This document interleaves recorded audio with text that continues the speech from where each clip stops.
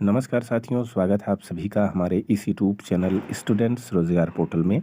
दैनिक रोजगार समाचार के इस सेशन में आप लोगों का स्वागत है। चलिए देख लेते हैं आज की महत्वपूर्ण खबर को, जो विभिन्न समाचार पत्रों के माध्यम से निकल के आती हैं और आप सभी छात्रों के लिए आवश्यक होती हैं। जैसा कि स्क्रीन पर आप देख पा रहे होंगे, इन तमाम खबरों को मैं इन वीडियो में चर्चा करूँगा। चलिए देख लेते हैं पहली खबर को, लेकिन वीडियो शुरू करने से पहले आप लोगों से निवेदन है, कृपया इस चैनल को लाइक, शेयर और सब्सक्राइब जरूर कर लें। पहली खबर को देख लेते हैं, जो टीजीटी पीजीटी भर्ती से संबंधित है कि सदस्यों के इंतजार में अटकी टीजीटी पीजीटी भर्ती 2022 8 अप्रैल से माध्यमिक शिक्षा सेवा चयन बोर्ड है सदस्य विहीन। उत्तर प्रदेश माध्यमिक शिक्षा सेवा चयन बोर्ड वर्तमान में सदस्य विहीन है। 8 अप्रैल 2022 को सभी पांचों सदस्यों का कार्यकाल पूरा हुआ है। नए सदस्यों के इंतजार में 8 माह से अधिक का समय बीत गया है, लेकिन नियुक्ति नहीं हुई है। इसके चलते टीजीटी पीजीटी भर्ती 2022 अटकी हुई है। आवेदन लेने के बाद 6 माह बाद भी चयन बोर्ड परीक्षा तिथि नहीं घोषित कर सका है। उत्तर प्रदेश माध्यमिक शिक्षा सेवा चयन बोर्ड के सभी 5 सदस्यों का कार्यकाल 8 अप्रैल 2022 को पूरा हो गया है। इसके बाद सदस्यों के लिए आवेदन लिए गए, लेकिन अभी तक सदस्य नियुक्त नहीं हुए हैं। इस बीच चयन बोर्ड ने जून में टीजीटी पीजीटी 2022 का विज्ञापन जारी कर दिया। टीजीटी के 3539 और पीजीटी के 624 यानी कुल मिलाकर 4163 पदों के लिए आवेदन लिए गए हैं। जुलाई में आवेदन प्रक्रिया पूरी हुई है। 4163 पदों के सापेक्ष 13 लाख से अधिक अभ्यर्थियों ने आवेदन किए हैं। आवेदन प्रक्रिया पूरी होने के बाद से प्रतियोगी छात्र परीक्षा तिथि घोषित किए जाने की आस लगाए बैठे हैं, लेकिन चयन बोर्ड की ओर से अब तक परीक्षा तिथि नहीं घोषित की गई है। प्रतियोगी छात्र मोर्चा के अध्यक्ष विक्की खान का कहना है कि चयन बोर्ड ने रिक्त पदों के सापेक्ष बहुत कम पदों पर विज्ञापन निकाला है। बोर्ड ने विज्ञापन निकालने में तेजी दिखाई, लेकिन परीक्षा तिथि नहीं घोषित कर रहा है। कई बार प्रतियोगी छात्र पदों की संख्या बढ़ाने और परीक्षा तिथि घोषित किए जाने की मांग को लेकर चयन बोर्ड पर प्रदर्शन कर चुके हैं। इसके बाद भी चयन बोर्ड ने अब तक परीक्षा तिथि नहीं घोषित की है। प्रतियोगी छात्र ज्ञानवेंद्र सिंह का कहना है कि बिना सदस्यों के विज्ञापन जारी हो सकता है तो परीक्षा क्यों नहीं कराई जा सकती। टीजीटी में तो केवल लिखित परीक्षा होनी है। तो ये थी आज की टीजीटी पीजीटी भर्ती संबंधित खबर, और एग्जाम संबंधित कोई भी सूचना अगर मिलती है तो आपको इस चैनल के माध्यम से आगे अवगत कराया जाएगा। अब आगे बढ़ते हैं, देख लेते हैं असिस्टेंट प्रोफेसर भर्ती से संबंधित यहाँ खबर आप देख पा रहे होंगे कि संशोधित परिणाम में चयन सूची से बाहर हुए अभ्यर्थियों ने दिया ज्ञापन। उच्चतर शिक्षा चयन आयोग में मंगलवार को असिस्टेंट प्रोफेसर भर्ती परीक्षा विज्ञापन संख्या 50 के गणित, संस्कृत, शारीरिक शिक्षा और अर्थशास्त्र विषय के संशोधित परिणाम में चयन सूची से बाहर हुए अभ्यर्थियों ने ज्ञापन सौंपा है। अभ्यर्थियों का कहना है कि नौकरी देने के बाद चयन सूची से बाहर करना न्यायसंगत नहीं है। इसमें कुछ ऐसे अभ्यर्थी हैं जो कोई न कोई नौकरी छोड़कर यहाँ आए हैं। ऐसे में ज्ञापन देकर न्याय की गुहार लगाई गई है। तो ये थी असिस्टेंट प्रोफेसर भर्ती संबंधित खबर। अब बात कर लेते हैं ईएलटी भर्ती संबंधित। यह खबर निकल के आ रही है कि शिक्षकों की कमी जुगाड़ से हो रही है पढ़ाई।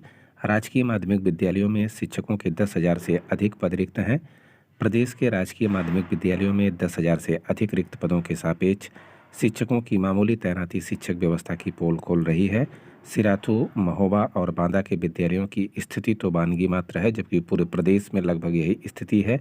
हालांकि नए विद्यालयों के लिए इस महीने नियुक्तियां तो हुई हैं, पर पुराने विद्यालयों की स्थिति भी ठीक नहीं है। ऐसे में यहाँ पढ़ाई के साथ छात्र संख्या निरंतर गिर रही है। इसको लेकर हाल ही हाई कोर्ट में आपत्ति भी जताई गई है। विभागीय अधिकारियों की माने तो पुरुष व महिला विद्यालयों में प्रवक्ता के 5,000 से ज़्यादा पद रिक्त हैं। इनमें करीब 1,300 की तैनाती के लिए मुख्यमंत्री ने नियुक्ति पत्र बांटे हैं। इसी तरह राजकीय हाईस्कूल विद्यालयों में भी 5,000 से अधिक पद खाली हैं।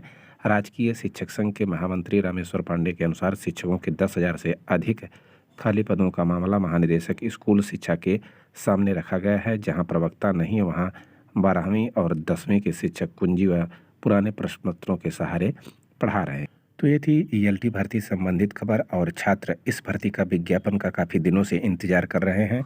देखते हैं इसका विज्ञापन कब तक आता है। पहले तो उत्तर प्रदेश लोक सेवा आयोग ने योग्यता संबंधी विवाद को लेकर इसका विज्ञापन जारी नहीं कर रहा है, और अभी भी इसका विज्ञापन जारी नहीं हो सका है। अब आगे बढ़ते हैं। प्रदेश में 8,000 स्टाफ नर्सों की होगी भर्ती। पहले चरण में 1,750 पद भरे जाएंगे। प्रदेश के राज्य चिकित्सा महाविद्यालयों में स्टाफ नर्सों की 8,000 पदों पर भर्ती किया जाएगा। 4 वर्षों तक हर साल करीब 2-2 हज़ार स्टाफ नर्सों की भर्ती होगी।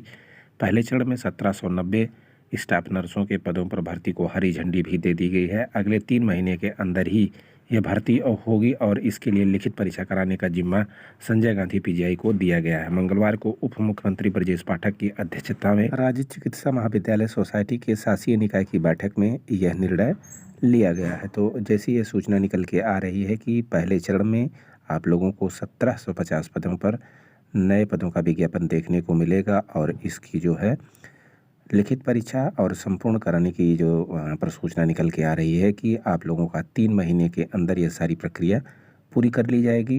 देखते हैं आगे क्या होता है और अब आगे बढ़ते हैं। CTET से संबंधित खबर निकल के आ रही है। CTET 16 परीक्षा केंद्रों पर आज होगी। केंद्रीय माध्यमिक शिक्षा बोर्ड यानी CBSE का केंद्रीय शिक्षक पात्रता परीक्षा यानी CTET 28 और 29 दिसंबर को होगी। राजधानी में 16 परीक्षा केंद्र हैं। 10,000 अभ्यर्थी परीक्षा देंगे। इस बार परीक्षा ऑनलाइन हो रही है। CTET 2 शिफ्टों में होगी। पहली शिफ्ट 9:30 से 12 और दूसरी शिफ्ट दोपहर 2:30 से 5 बजे तक होगी। तो यह खबर लखनऊ से निकल के आ रही है। तो आप लोगों की CTET की बात करें तो आज इसकी परीक्षा शुरू हो रही है।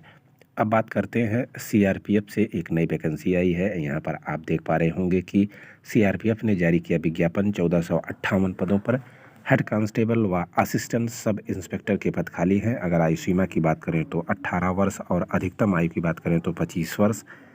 आयु की गणना 25 जनवरी 2023 के अनुसार होगी।